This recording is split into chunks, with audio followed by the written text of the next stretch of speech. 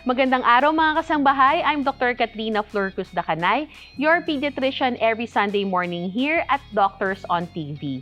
Alam nyo ba na may mga kondisyon na nabubuo habang nasa sinapupunan pa lamang ang isang sanggol? Isa na rito ang spina bifida, kung saan hindi ganap na nagsasara ang spinal cord or yung gulugod ng baby. Sa episode na ito, pag-usapan natin bakit nga ba ito nangyayari, ano ang maaaring epekto nito sa kalusugan ng isang bata, at paano ito maiiwasan. So let's start our discussion now.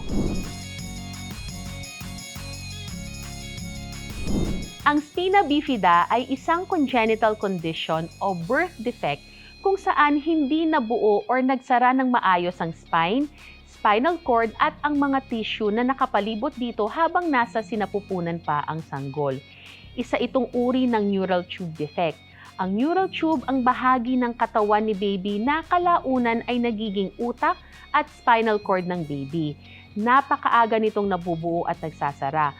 Karaniwang within the first month after conception, minsan bago pa malaman ng nanay na buntis na siya. May tatlong pangunahing uri. Ang una ay ang spina bifida occulta, ang pinaka-mild at pinakakaraniwang uri. May maliit na opening sa buto ng spine pero nananatili sa loob ang spinal cord at nerves. Maaaring walang sintomas pero minsan may dimple, birthmark o makapal na buhok sa likod ni baby. Ikalawa ang meningocele, kung saan may sac o nakausli mula sa spine na naglalaman ng fluid at covering ng spinal cord pero karaniwang walang spinal nerve sa loob nito. At ikatlo ay ang myelomeningocele, ang pinakamalubhang uri. Dito, bahagi ng spinal cord at nerves ang nakausli sa sac sa likod ni baby. Sa karamihan ng kaso, walang iisang matutukoy na dahilan at hindi ito kasalanan ng nanay. Pinapaniwala ang kombinasyon ito ng genetics, nutritional at environmental factors. Mas tumataas ang risk kapag kulang sa folate or folic acid bago at sa unang bahagi ng pagbubuntis. Kasama rin sa risk factors ang family history ng neural tube defects, uncontrolled diabetes, obesity bago mabuntis, at paggamit ng ilang gamot tulad ng anti-seizure medicines. May ebidensya rin na ang matagal ng mataas na body temperature gaya ng mataas na lagnat o overheating sa very early pregnancy ay maaaring makadagdag sa risk. Pero mahalagang tandaan, maraming baby na may spina bifida ang ipinapanganak na walang family history. Maaari itong makita sa prenatal screening. Maaaring gawin ang maternal blood test para sa alpha-fetoprotein or AFP.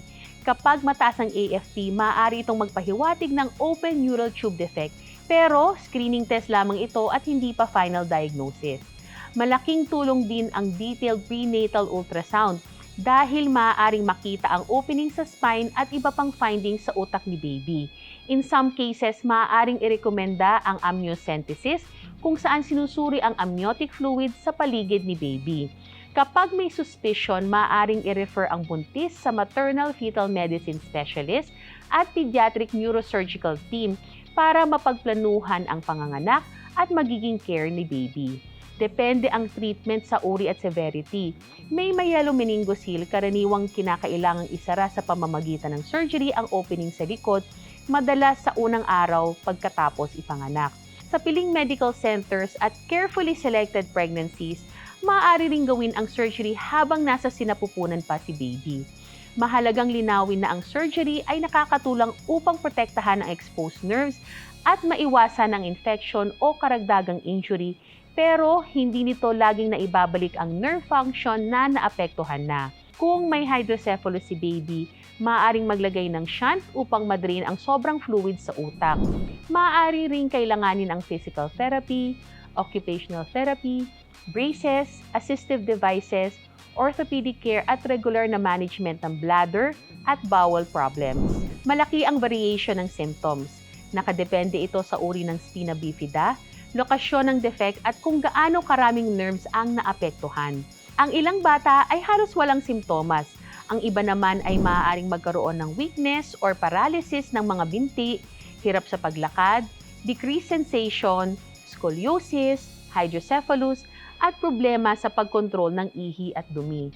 Maaari ring magkaroon ng urinary tract infections, skin wounds o kaya ay burns dahil hindi nila gaanong nararamdaman ang ilang bahagi ng kanilang katawan. May ilang bata ring magkakaroon ng challenges sa attention, memory, motor skills, or problem solving, lalo na kung may kasamang hydrocephalus. Maraming batang may spina bifida ang nakakapag-aral, nakakapaglaro, nagkakaroon ng mga kaibigan, at namumuhay ng active at productive. Pero iba-iba ang kanilang kakayanan at pangangailangan. Ang goal ay hindi lamang gawing normal ang bata, kundi tulungan siyang maabot ang kanyang full potential, maging independent, at magkaroon ng quality of life. Mas maganda ang outcome kapag maaga ang intervention at tuloy-tuloy ang follow-up ng multidisciplinary team. Sumangguni po sa isang healthcare team na binubuo ng pediatrician, neurosurgeon, urologist, orthopedic specialist, rehabilitation doctor, physical at occupational therapist, at developmental specialist. Mahalaga ring hikayatin ng bata na maglaro, gumalaw, makisalamuha at unti-unting matutong alagaan ang sarili. Bigyan siya ng tulong pero bigyan din siya ng pagkakataong gawin ang mga bagay ayon sa kanyang kakayahan. Talakayin din sa healthcare team ang posibilidad ng latex allergy na karaniwan sa mga batang may spina bifida. Hindi lahat ng kaso ay kayang maiwasan pero maaaring mapababa ng malaki ang risk sa pamamagitan ng sapat na folic acid. Dahil nagsasara ang neural tube bago pa malaman ng maraming babae na buntis sila, inirerekomenda ang folic acid sa mga babaeng maaaring mabuntis, hindi lamang kapag confirmed na ang pregnancy. Karaniwang recommendation ay ang at least 400 micrograms araw-araw simula bago mabuntis at sa early pregnancy. Ang mga may dating anak o pregnancy na may neural tube defect, may diabetes o umiinom ng anti-seizure medications ay maaaring mangailangan ng mas mataas na dose, pero dapat ibigay lamang ito na may gabay ng doktor. Mahalaga rin ang preconception check-up, kontrol ng diabetes, healthy weight at pag-review ng lahat ng gamot bago magbuntis. Huwag basta ihinto ang maintenance medicine nang walang payo ng doktor. Panghuling paalala, ang spina bifida ay lifelong condition, pero hindi ito kailangang limitahan ng halaga, pangarap at potensyal ng isang bata. Sa maagang diagnosis, tamang paggamot, rehabilitation at suporta ng pamilya, maraming batang may spina bifida ang maaaring magkaroon ng aktibo at makabuluhan na buhay. And that's it mga kasangbahay. Sana ay marami kayong natutunan sa araw na ito. And always consult your pediatrician for your baby's health. Thank you again for watching today's episode. Again, I'm Dr. Katrina Florcruz Takanay. You can contact me through my Facebook and YouTube channel, Dr. Katrina Florcruz, Instagram and TikTok, katrinamd.ph.